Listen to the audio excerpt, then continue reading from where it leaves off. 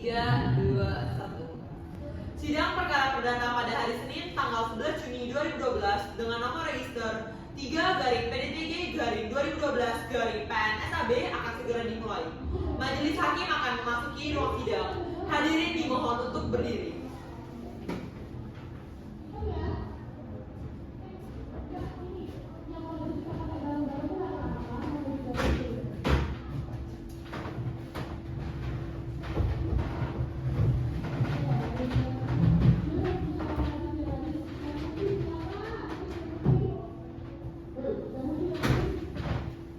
Hadirin dipersilakan untuk duduk kembali. Baik, sebelum memulai sidang hari ini, Majelis Hakim akan membacakan tata tertib persidangan. Dilarang membuat kegaduhan, baik di dalam maupun di luar ruang persidangan. Wajib mematikan telepon genggam selama berada di ruang sidang. Untuk melakukan rekaman, baik kamera, tape recorder maupun video recorder, dimohon untuk meminta izin terlebih dahulu kepada Majelis Hakim. Sidang perkara perdata dengan nomor register perkara 3/PDTG/2012/PN SAB antara Syarifah Nurhayati sebagai penggugat melawan para tergugat dinyatakan dibuka dan terbuka untuk umum.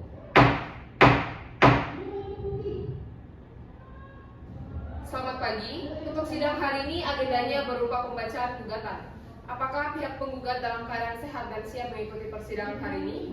Kami sehat dan siap mengikuti persidangan hari ini, Yang Mulia. Selamat pagi, apakah pihak para tergugat dalam keadaan sehat dan siap mengikuti persidangan hari ini? Kami siap dan sehat mengikuti persidangan hari ini, Yang Mulia. Baiklah, kuasa hukum penggugat dan kuasa hukum tergugat berdasarkan berita acara hasil mediasi yang Majelis Hakim terima dari Hakim Mediator, ternyata dari proses mediasi tidak dapat dicapai kesepakatan antara penggugat dan tergugat. Namun mediasi ini akan tetap terbuka selama proses persidangan. Oleh karena itu, sidang akan dilanjutkan dengan acara pembacaan gugatan.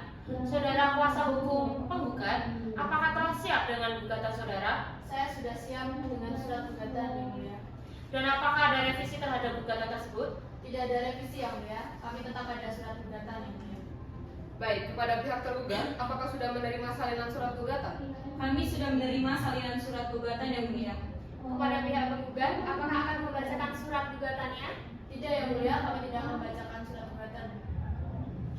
Baik, untuk pihak tergugat, apakah sudah siap dengan jawaban dari surat gugatan tersebut? Kami mohon 1 minggu untuk mempersiapkan jawaban tergugat, Yang Mulia. 7 hari dari sekarang tanggal berapa, Panitera? 7 hari setelah hari ini, yaitu pada Senin tanggal 18 Juni 2012, Yang Mulia. Bagaimana, saudara kuasa hukum penggugat, apakah keberatan jika sidang selanjutnya dilaksanakan pada tanggal tersebut? Kami tidak keberatan, Yang Mulia. Baik, karena pihak tergugat belum siap dengan jawabannya, maka sidang hari ini ditunda dan akan dilanjutkan kembali pada hari Senin tanggal 18 Juni 2012 pukul 10 waktu Indonesia Barat di tempat yang sama, yaitu Pengadilan Negeri Sabang, dengan agenda sidang pembacaan jawaban gugatan tergugat. Kepada para pihak diperintahkan agar hadir pada sidang tanpa dipanggil kembali. Dengan ini sidang dinyatakan ditunda dan ditutup. Sidang telah selesai. Majelis hakim akan meninggalkan ruang sidang. Hadirin dimohon untuk berdiri. Hadirin dipersilakan untuk duduk kembali. Semua menunduk untuk prememori ke tanggal 18 Juni 2012. Sidang perkara perdata pada hari Senin tanggal 18 Juni 2012 dengan nomor register 3/PDTG/2012/PN SAB akan segera dimulai. Majelis hakim akan memasuki ruang sidang. Hadirin dimohon untuk berdiri. Hadirin dipersilakan untuk duduk kembali. Baik, sebelum memulai sidang pada hari ini, Majelis Hakim akan membacakan tata tertib persidangan yang harus dipatuhi oleh semua pihak yang hadir di dalam ruang persidangan. Mohon perhatiannya. Dilarang membuat kegaduhan, baik di dalam maupun di luar ruang persidangan. Wajib mematikan telepon genggam selama berada di ruang sidang. Untuk melakukan rekaman baik kamera, tape recorder maupun video recorder, dimohon untuk meminta izin terlebih dahulu kepada Majelis Hakim. Sidang perkara perdata dengan nomor register perkara 3/PDTG/2012/PN SAB antara Syarifah Nurhayati selaku penggugat melawan para tergugat tergugat pada hari ini, tanggal 18 Juni 2012, dibuka dan dinyatakan terbuka untuk umum. Berdasarkan agenda sidang yang lalu, maka sidang hari ini dilanjutkan dengan penyerahan jawaban tergugat oleh pihak tergugat. Apakah pihak tergugat sudah siap dengan jawabannya? Kami sudah menyiapkan jawaban kami yang mulia. Baik, apakah sudah dikirimkan kepada pengadilan negeri melalui e-court resmi pengadilan negeri Sabang serta kepada pihak penggugat? Sudah yang mulia. Kepada pihak penggugat, apakah sudah menerima e-court dari pihak tergugat? Sudah yang mulia, kami sudah menerimanya. Baik, sebelumnya kami dari Majelis Hakim akan memeriksa jawaban tergugat terlebih dahulu. Apakah dalam jawaban tergugat ini ada eksepsi kewenangan hakim atau tidak?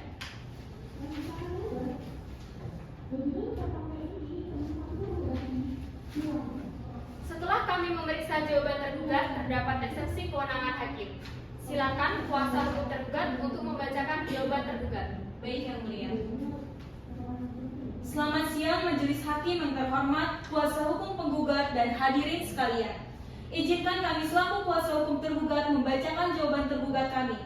Pada kesempatan ini perkenankanlah kami untuk dan atas nama para tergugat mengajukan eksepsi dan jawaban pokok perkara atas gugatan penggugat nomor perkara 3/PDTG/2012/PN Sab sebagai berikut. Eksepsi 1. Perwakilan tidak tepat bahwa tindakan penggugat mewakili anak kandungnya Said Galabsyah adalah tidak tepat menurut hukum, di mana pada saat gugatan ini diajukan Said Galabsyah sudah dewasa atau sudah berumur 33 tahun, tanggal lahir 27 Juni 1979, serta tidak ada keterangan yang menunjukkan Said Galabsyah tidak cakap berbuat. Demikian pula tidak pernah ditunjukkan kuasa insidentil dan Said Galabsyah kepada Syarifah Nurhayati untuk bertindak sebagai kuasa yang dalam persidangan ini, bahwa oleh karenanya sepatutnya gugatan penggugat harus ditolak. 2. Bahwa subjek tidak lengkap bahwa tindakan penggugat mewakili anak kandungnya Said Galabsyah adalah tidak tepat menurut hukum dalam perkara ini, di mana seharusnya Said Galabsyah harus bertindak sendiri karena secara hukum sudah cakap. Demikian pula seandainya ingin memberikan kuasa kepada pihak harus memberikan sendiri, bukan dengan diwakili oleh orang tuanya. Dengan demikian, subjek dalam perkara ini tidak lengkap. Dengan demikian, gugatan penggugat harus ditolak atau setidaknya dinyatakan tidak dapat diterima. 3. Bahwa para tergugat keberatan atas perubahan gugatan yang dilakukan oleh penggugat yang merupakan hal yang pokok dan tidak bisa dilakukan perubahan karena telah berubah substansi dari persoalan serta telah menimbulkan persoalan hukum baru dari gugatan. Sebagaimana dalam poin kedua semula didalilkan, tidak pernah melakukan penarikan. Demikian juga perubahan angka atau nilai gugatan semula 4.609.735.449 rupiah setelah diubah menjadi 3.332 juta rupiah. Perubahan dan penambahan seperti ini tidak dibenarkan dalam undang-undang. Berdasarkan dalil-dalil tersebut, maka kami mohon Majelis Hakim dalam eksepsi memutus sebagai berikut. 1. Menerima dan mengabulkan eksepsi para tergugat untuk seluruhnya. 2. Menolak gugatan penggugat untuk seluruhnya atau setidak-tidaknya menyatakan gugatan penggugat tidak dapat diterima. 3. Menghukum para penggugat untuk membayar biaya perkara. Pokok perkara 1. Bahwa terhadap eksepsi di atas merupakan satu bagian atau satu kesatuan yang tidak terpisahkan dalam pokok perkara. 2. Bahwa para tergugat secara tegas menolak terhadap dalil dan alasan gugatan yang diajukan oleh penggugat, kecuali apalagi secara tegas dan langsung telah diakui oleh para tergugat tersebut. 3. Bahwa tidak benar penggugat tidak melakukan penarikan atas buku tabungan tersebut, sebagaimana yang didalilkan penggugat dalam gugatannya, bahkan selain melakukan penarikan juga telah melakukan transfer ke dalam transaksi tersebut. 4. Bahwa buku tabungan selalu berada pada penabung dan menjadi tanggung jawab penabung, bukan dipegang atau menjadi tanggung jawab bank, baik atas kehilangan atau kerusakan dan atau peristiwa lainnya. Sehingga tidak benar apabila penggugat tidak pernah memegang atau tidak menguasai buku tabungan tersebut. Customer service tidak mungkin dapat merampas atau memaksa nasabah untuk memberikan buku tabungannya, apalagi melakukan suatu perbuatan hukum yang menyebabkan buku tabungan pemegang berubah kecuali atas persetujuan pemilik tabungan. 5. Bahwa penggugat tidak pernah memberikan atau menitipkan buku tabungan pada tergugat 3, di mana tergugat telah memeriksa tidak pernah ada tanda terima atau tanda bukti penitipan buku tabungan atas nama penggugat dan Said Galabsyah kepada tergugat 3, sehingga bagaimana mungkin tergugat harus mengembalikannya.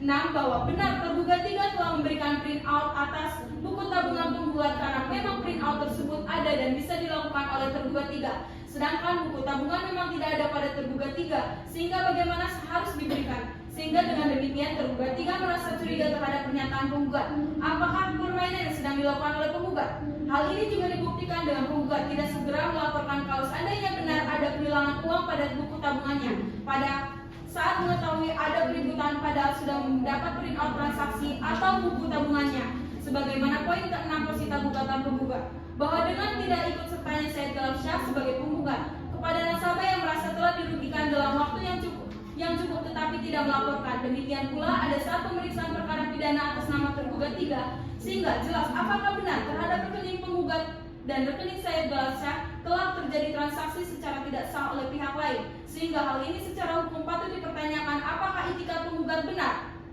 7. Bahwa tidak pernah ada suatu putusan hukum pun yang menyatakan tergugat 1 dan tergugat 2 telah melakukan perbuatan melawan hukum, serta putusan pidana yang telah diputuskan oleh pengadilan Sabang terhadap tergugat 3 secara tegas tidak turut memeriksa atau tidak membuktikan bahwa atas buku tabungan penggugat dan Said Galapsyah telah dilakukan penarikan oleh tergugat 3 sehingga semua nasabah telah terbukti atas tabungannya telah terjadi penarikan secara tidak sah telah dilakukan pembayaran oleh tergugat 1. 8. Bahwa penggugat mendalilkan pada poin ke-7 uang di ketiga rekeningnya telah ditarik dan digelapkan oleh tergugatnya sejumlah 4.680.735.549 rupiah. Namun penggugat juga mendalilkan hanya menabung dalam ketiga tabungannya sejumlah 3.332.000.000 rupiah. Hal ini suatu kejanggalan dan tidak rasional, karena selain itu penggugat menyatakan tidak pernah melakukan transaksi apapun pada ketiga tabungan rekeningnya. 9. Bahwa penggugat juga mengakui telah melakukan penarikan sebesar 1.502.000.000 rupiah untuk dialihkan tetapi meragukan apakah telah menandatangani slip penarikan uang tersebut. 10. Bahwa dari ketiga rekening penggugat jelas terlihat banyak transaksi baik penarikan dan penyetoran. Demikian pula hubungan kedekatan antara suami penggugat dengan tergugat 3, bahwa sampai dengan tergugat 3 ditahan dalam proses persidangan tergugat 3 dalam perkara pidana serta telah menjadikan narapidana. Hubungan ini selain sering berkunjung, bahkan sering mengantarkan makanan baik saat tergugat 3 ditahan di Polres Sabang maupun pada saat ditahan di lembaga permasyarakatan. Demikian pula penggugat baru melaporkan adanya kebobolan rekening tabungannya pada saat Bank Indonesia menyarankan kepada tergugat 1 menutup pengaduan guna dapat diproses secara hukum. Akan tetapi penggugat melaporkan adanya kebobolan atau berkurangnya jumlah uang pada tabungannya secara tidak wajar dalam tenggang waktu yang telah diberikan tersebut akan mudah diperiksa, dan apabila benar pada tabungan penggugat telah dilakukan penarikan secara tidak wajar, maka tergugat 1 segera akan membayar sebagaimana nasabah lainnya. Namun justru penggugat baru melaporkan setelah tenggang waktunya ditutup, padahal penggugat telah mengetahui sejak awal, sehingga hal ini menimbulkan kecurigaan dan keraguan pada para tergugat. Apakah benar uang pada rekening penggugat telah berkurang secara wajar atau bukan, serta tidak ada suatu putusan pengadilan pun yang memutuskan bahwa terhadap rekening penggugat turut dibobol oleh tergugat 3. 11. Bahwa terhadap nasabah lain yang telah melaporkan adanya kebobolan pada tabungannya atau pada depositonya dan melaporkan dalam batas tenggang waktu yang telah diberikan tersebut setelah diproses baik secara internal kepada nasabah yang merasa telah dirugikan dalam waktu yang cukup baik maupun melalui proses hukum semua nasabah yang terbukti oleh tindakan tergugat 3 sudah dilakukan ganti rugi. 12. Bahwa tindakan suami penggugat tersebut menjadikan tergugat 1, 2 curiga karena jelas tergugat 3 selama ini didalilkan sebagai orang telah merugikan penggugat, dan penggugat juga telah mendalilkan menitipkan buku tabungannya pada tergugat 3. Selain hal tersebut, tergugat 1, 2 juga merasa patut bertanya apakah ada kolaborasi dengan sengaja antara tergugat 3 dengan suami penggugat sehingga merugikan tergugat 1 dan 2. Kemudian mendalilkan tergugat 1, 2 yang harus bertanggung jawab terhadap kehilangan atau berkurangnya jumlah tabungan pada ketiga rekening penggugat. Padahal seandainya penggugat melaporkan sejak proses persidangan tergugat 3 dalam perkara pidana perbankan akan terbukti apakah ketiga rekening penggugat turut digelapkan oleh tergugat 3, sehingga dalam perkara penggugat baru dapat mendalilkan ketiga rekening telah digelapkan oleh para tergugat. Dan dengan demikian berdasarkan hukum, apabila penggugat meminta para tergugat untuk memberikan ganti rugi atas berkurangnya jumlah tabungan pada rekening penggugat. 13. Bahwa jumlah tabungan pada rekening penggugat dan rekening Said Galapsyah adalah sebagaimana tertera pada printout yang merupakan catatan bank yang sah atas semua transaksi yang terjadi. 14. Bahwa tidak beralasan secara hukum tergugat 1, 2 harus membayar kepada penggugat dan saya gelap syah atas kekurangan yang penggugat dalilkan, apalagi membayar bunga sebagaimana penggugat dalilkan tersebut. 15 bahwa maupun melalui proses hukum semua nasabah yang terbukti tergugat 1, 2 tidak memanfaatkan uang milik penggugat dan saya gelap syah. 16 bahwa tidak beralasan dan tidak berdasarkan hukum pula putusan dalam perkara ini dapat dijalankan dengan serta-merta. Berdasarkan dalil-dalil di atas, para tergugat mohon agar majelis hakim berkenan memutuskan hal-hal sebagai berikut. 1. Menolak seluruh gugatan penggugat atau setidak-tidaknya menyatakan tidak diterima atau NO. 2. Menghukum penggugat untuk membayar biaya perkara. Hormat saya kuasa para tergugat Talenta Kurnia Santoso SHMH. Terima kasih yang mulia.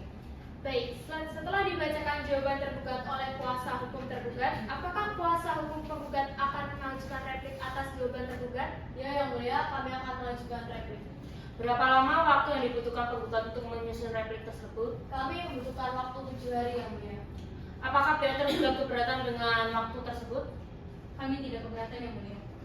Baik, untuk memberikan waktu kepada pihak penggugat untuk menyusun replik atas jawaban tergugat, maka sidang pada hari ini ditunda selama 7 hari ke depan. Kepada Panitra, 7 hari ke depan apakah dapat dilaksanakan persidangan?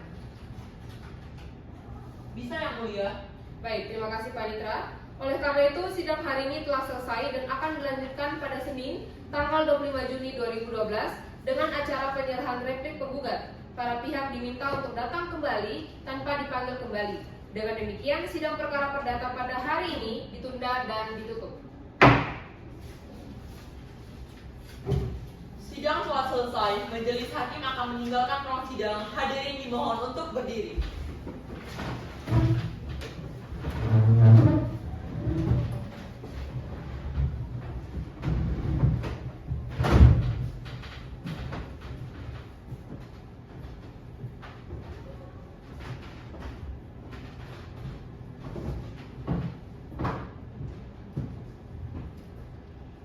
Hadirin dipersilakan untuk duduk kembali.